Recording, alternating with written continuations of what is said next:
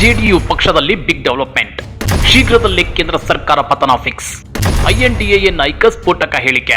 ಕೇಂದ್ರ NDA ಸರ್ಕಾರದ ಬುಡ ಗಡಗಡ ಅಲುಗಾಡ್ತಿದೆ. ಯಾವಾಗ ಬೇಕಾದರೂ ಪತನವಾಗಬಹುದು ಅನ್ನೋ ಮಾತುಗಳು ದಟ್ಟವಾಗಿ ಕೇಳಿ ಬರ್ತಿವೆ. ಇದಕ್ಕೆ ಪ್ರಮುಖ ಕಾರಣ NDA ಮಿತ್ರ ಪಕ್ಷ ಜೆಡಿಯುನಲ್ಲಿ ಆಗ್ತಾ ಇರೋ ಬಿಗ್ ಡೆವಲಪ್ಮೆಂಟ್ಸ್. ಜೊತೆಗೆ ದೇಶದಲ್ಲಿ ಬಿಜೆಪಿ ಸಾಲು ಸಾಲು ವಿಧಾನಸಭಾ ಬೈ ಎಲೆಕ್ಷನ್ಗಳನ್ನ ಸೋಲ್ತಾ ಇರೋದು. ಇದೆಲ್ಲವನ್ನು ಅನಲೈಸ್ ಮಾಡಿರೋ ಇಂಡಿಯಾ ಒಕ್ಕೂಟದ ಪ್ರಮುಖ ನಾಯಕರೊಬ್ಬರು ಕೇಂದ್ರ ಸರ್ಕಾರ ಸದ್ಯದಲ್ಲೇ ಪತನವಾಗುತ್ತೆ ಅಂತೇಳಿ ಭವಿಷ್ಯ ಹೇಳಿದ್ದಾರೆ. ಹಾಗಾದ್ರೆ ಕೇಂದ್ರ ಸರ್ಕಾರ ಅದೇಗೆ ಪತನವಾಗುತ್ತೆ ಗೊತ್ತಾ? ಅದನ್ನ ಡೀಟೇಲ್ ಆಗಿ ತೋರಿಸ್ತೀವಿ. ಆದ್ರೆ ಅದಕ್ಕಿಂತ ಮೊದಲು ಹಲೋ ಕನ್ನಡ ಯೂಟ್ಯೂಬ್ ಚಾನೆಲ್ ಅನ್ನು ಸಬ್ಸ್ಕ್ರೈಬ್ ಮಾಡ್ಕೊಳ್ಳಿ. ಹಾಗೇನೆ ಪಕ್ಕದಲ್ಲಿರೋ ಬೆಲ್ ಬಟನ್ ಅನ್ನು ಪ್ರೆಸ್ ಮಾಡಿ. NDA ಮತ್ತು ಇಂಡಿಯಾ ಎರಡು ಬಣಗಳ ಜೊತೆ ಸಮನಾಗಿ ಗುರುತಿಸಿಕೊಂಡಿರೋ ಜೆಡಿಯು ಪಕ್ಷದ ಮುಖ್ಯಸ್ಥ ಬಿಹಾರ ಸಿಎಂ ನಿತೀಶ್ ಕುಮಾರ್ ಅವರು ಯಾವಾಗ ಪ್ಲೇಟ್ ಚೇಂಜ್ ಮಾಡ್ತಾರೋ ಅನ್ನೋ ಅನುಮಾನ ವ್ಯಕ್ತವಾಗ್ತಿದೆ. ಈಗಾಗಲೇ ಮೋದಿ ನೇತೃತ್ವದ NDA ಸರ್ಕಾರಕ್ಕೆ ಸಾಥ್ ಕೊಟ್ಟಿರೋ ನಿತೀಶ್ ಕುಮಾರ್ ಪಕ್ಷದಲ್ಲಿ ಬೆಂಕಿ ಬಿರುಗಾಳಿ ಎದ್ದಿದೆ. ಕೇಂದ್ರದಲ್ಲಿ ಬಿಜೆಪಿಯೊಂದಿಗಿನ ಮೈತ್ರಿಯನ್ನ ಮರುಪರಿಶೀಲಿಸಿ ಅಂತೇಳಿ ಜಮ್ಮು ಕಾಶ್ಮೀರದ ಜೆಡಿಯು ಘಟಕ ಬಿಹಾರ ಸಿಎಂ ನಿತೀಶ್ ಕುಮಾರ್ ಅವರಿಗೆ ಮನವಿ ಮಾಡಿದೆ. ಕಾಶ್ಮೀರದಲ್ಲಿರೋ ಇಸ್ಲಾಮಿಕ್ ವಿದ್ವಾಂಸರನ್ನ ಮುಖ್ಯವಾಹಿನಿಗೆ ತರೋಕೆ ಜೆಡಿಯು ಪ್ರಯತ್ನಿಸುತ್ತಿದೆ. ಆದ್ರೆ ಬಿಜೆಪಿ ಈ ಪ್ರಯತ್ನಗಳಿಗೆ ಅಡೆತಡೆಗಳನ್ನು ಸೃಷ್ಟಿ ಮಾಡ್ತಿದೆ ಅಂತೇಳಿ ಜೆಡಿಯು ಪ್ರಧಾನ ಕಾರ್ಯದರ್ಶಿ ವಿವೇಕ್ ಬಾಲಿ ಹೇಳಿದ್ದಾರೆ. ನಾವು ಈ ಇಸ್ಲಾಮಿಕ್ ವಿದ್ವಾಂಸರನ್ನ ವ್ಯವಸ್ಥೆಗೆ ಮರಳಿ ತರಲು ಪ್ರಯತ್ನಿಸುತ್ತಿದ್ದೇವೆ. ಇದರಿಂದ ಅವರು ರಾಷ್ಟ್ರ ನಿರ್ಮಾಣಕ್ಕೆ ಕೊಡುಗೆ ನೀಡಬಹುದು. ನಾವು ಅವರನ್ನ ಬಿಡಲು ಸಾಧ್ಯವಿಲ್ಲ.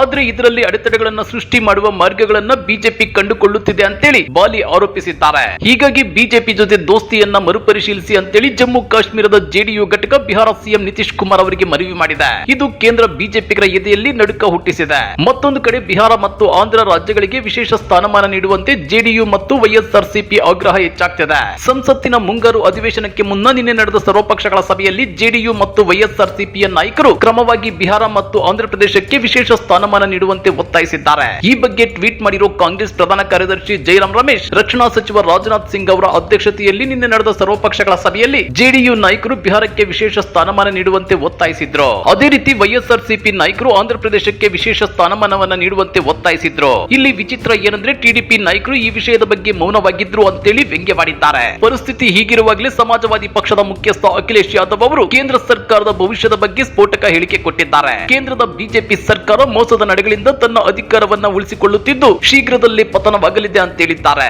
ಅಖಿಲೇಶ್ ಯಾದವ್ ಅವರ ಈ ಹೇಳಿಕೆ ರಾಷ್ಟ್ರ ರಾಜಕಾರಣದಲ್ಲಿ ಸಂಚಲನವನ್ನ ಹುಟ್ಟುಹಾಕಿದೆ. ಹೌದು ವೀಕ್ಷಕರೇ, ಕೋಲ್ಕತ್ತಾದಲ್ಲಿ ನಿನ್ನೆ ನಡೆದ TMC ಶಾಹೀದ್ ದಿವಸ್ ಸಮಾವೇಶದಲ್ಲಿ ಮಾತನಾಡಿರುವ ಅಖಿಲೇಶ್ ಯಾದವ್, ಕೇಂದ್ರ ಬಿಜೆಪಿ ಸರ್ಕಾರವು ಹಲವು ಅಡೆತಡೆಗಳ ನಡುವೆ ಅಧಿಕಾರ ಹಿಡಿದಿದೆ. ಆದ್ರೆ ಇದು ಎಷ್ಟು ದಿನ ಅಧಿಕಾರದಲ್ಲಿ ಉಳಿಯಲು ಸಾಧ್ಯ ಅಂತ ಪ್ರಶ್ನೆ ಮಾಡಿದ್ದಾರೆ. ಬಂಗಾಳದ ಜನರು ಬಿಜೆಪಿ ವಿರುದ್ಧ ಹೋರಾಡಿದ್ರು, ಆ ಪಕ್ಷವನ್ನ ಹಿಂದಕ್ಕೆ ತಳ್ಳಿದ್ರು.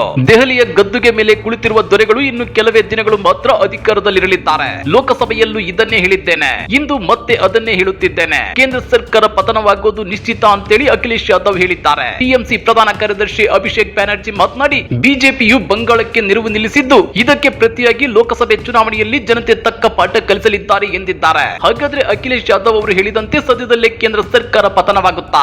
NDA ಮಿತ್ರ ಪಕ್ಷಗಳ ಮಧ್ಯೆ ಕಚ್ಚಾಟ ಶುರುವಾಗುತ್ತಾ? ಕಮೆಂಟ್ ಮಾಡಿ, ವಿಡಿಯೋ ಲೈಕ್ ಮಾಡಿ, ಶೇರ್ ಮಾಡಿ. ಇಂಥ ಮತ್ತಷ್ಟು ರೋಚಕ ರಾಜಕೀಯ ಸುದ್ದಿಗಳನ್ನ ಮಿಸ್ ಮಾಡದೆ ನೋಡ್ಬೇಕು ಅಂದ್ರೆ ಹಲೋ ಕನ್ನಡ ಯೂಟ್ಯೂಬ್ ಚಾನೆಲ್ ಅನ್ನ ಸಬ್ಸ್ಕ್ರೈಬ್ ಮಾಡ್ಕೊಳ್ಳಿ.